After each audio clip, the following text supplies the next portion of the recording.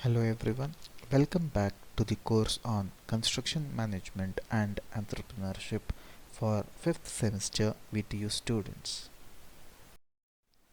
Today in this session we'll be understanding about labor productivity, factors affecting labor productivity and how to calculate labor productivity. Labor production rate or labor productivity. Labor productivity is defined as the effort in man days or man hours needed for accomplishing a unit quantity of work while working efficiently but allowing for normal delays and wastages. Labor productivity is equal to labor output norms multiplied by labor production efficiency factor, where labor output norms are expressed in man days or man hours category wise required for accomplishing the unit work, and production efficiency factor is the multiplier used to convert production norms into productivity standards expected under job conditions at the site. Now we will look into the various factors which affect the production efficiency of a labor. Work complexity. A simple, familiar work is easier to execute than an unfamiliar complex one for which extra effort is needed. Repetition of work.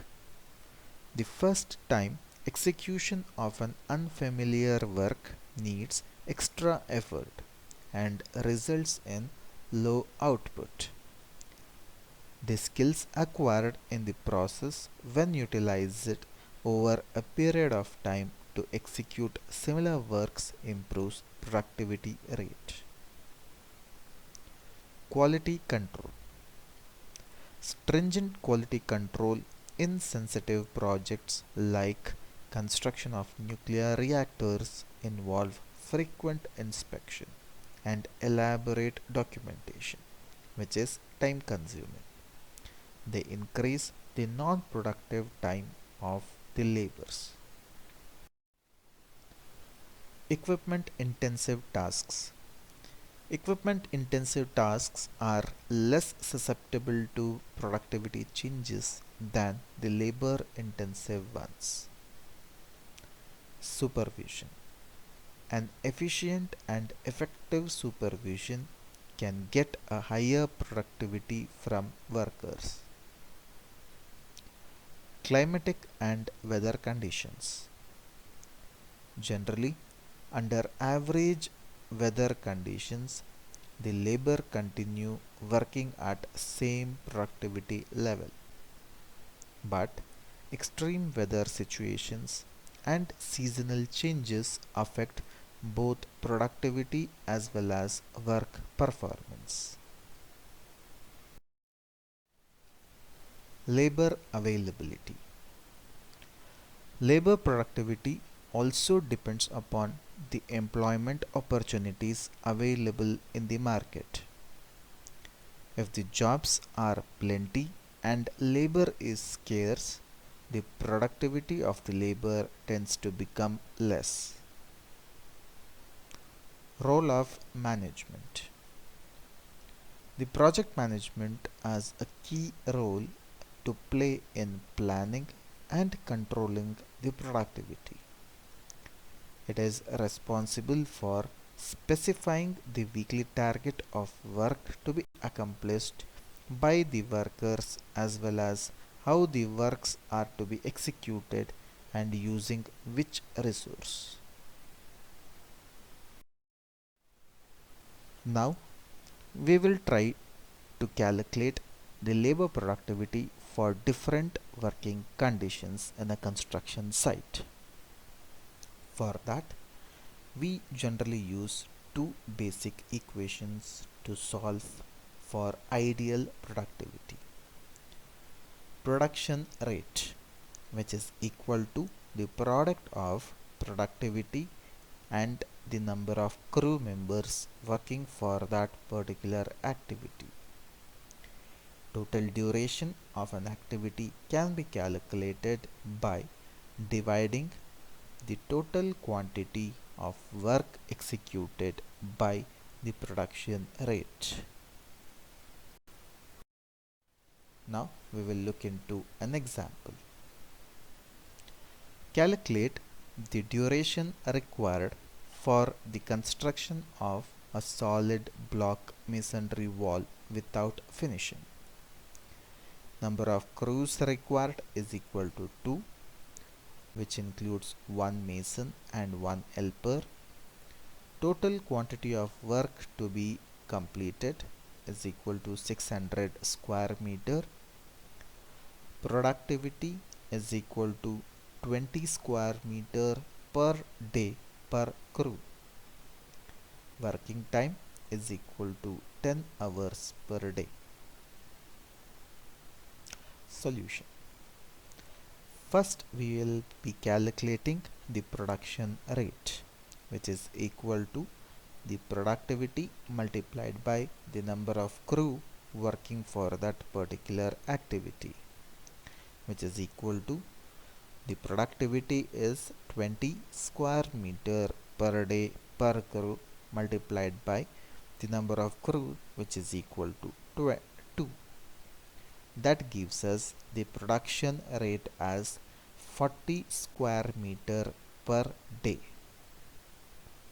Next, we will be calculating the total duration required for completion of 600 square meter of solid block masonry wall, which is equal to total quantity that is to be completed divided by the production rate, which is 600 divided by 40, which gives us 15 days. So 15 days is the duration that is required for the construction of 600 square meter of solid block masonry wall without finishing by 2 crew members. Factored productivity. Factored productivity for working at height.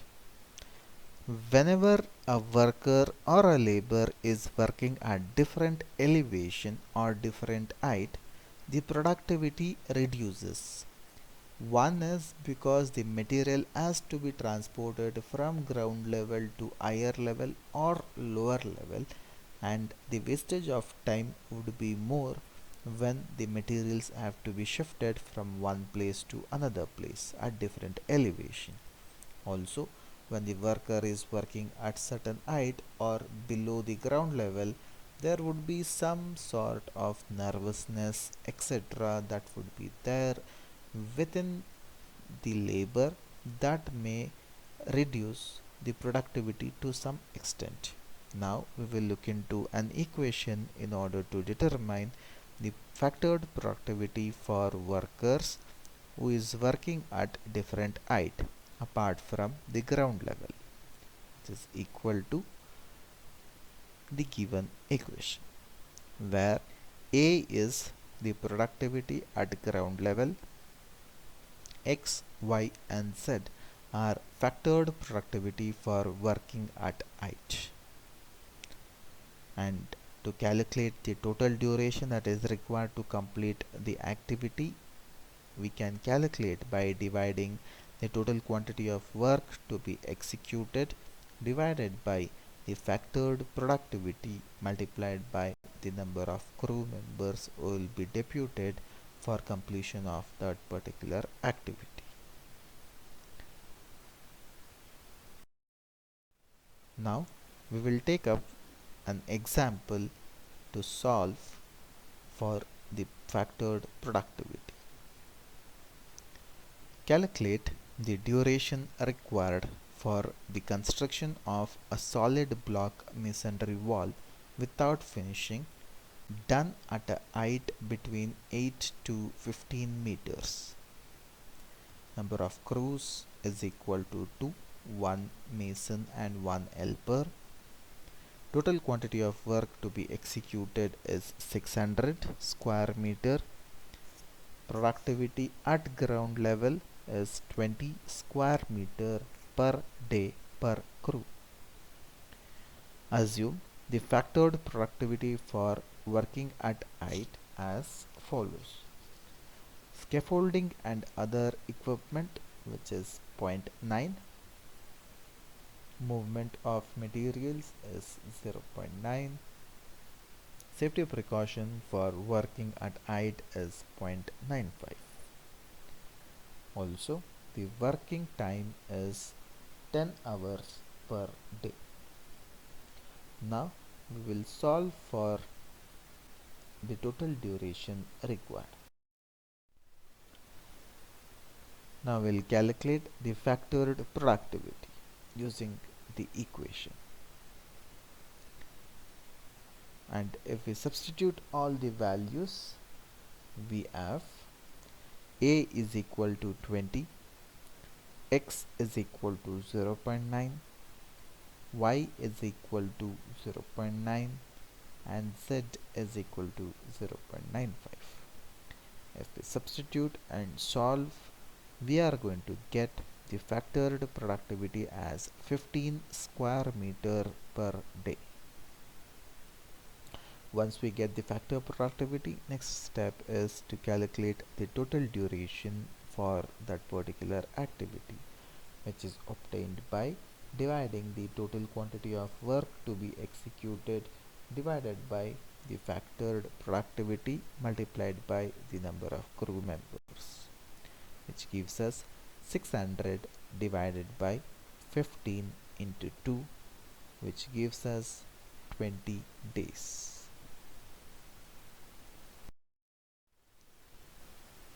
We will look into one more example on factored productivity. Painting activity is being done for a building project. The average productivity of the crew is 10 meters square per day. The remaining painting area to be completed is 70 meters square. Assume the factored productivity are as follows. Scaffolding and other equipment is 0.95. Movement of materials is 0.9. Safety precaution for workers at height is 0.85. Then, what is the estimate duration to complete the remaining floors? Solution. First of all, we have to calculate what is factored productivity. We'll use the equation previously stated and we'll take the unknown values as follows. Value of A is equal to 10, value of X is 0.95, value of Y is 0.9 and value of Z is 0.85. Once we substitute all these values into the equation and we'll solve to get the value of factored productivity as 7 square meter per day. Now we can calculate the total duration for the completion of the activity is equal to the total quantity of work to be completed divided by the factored productivity multiplied by the number of crew members, which is equal to 70 divided by 70 into 1, which gives us 10 days. So that's it for today's session. Thank you very much.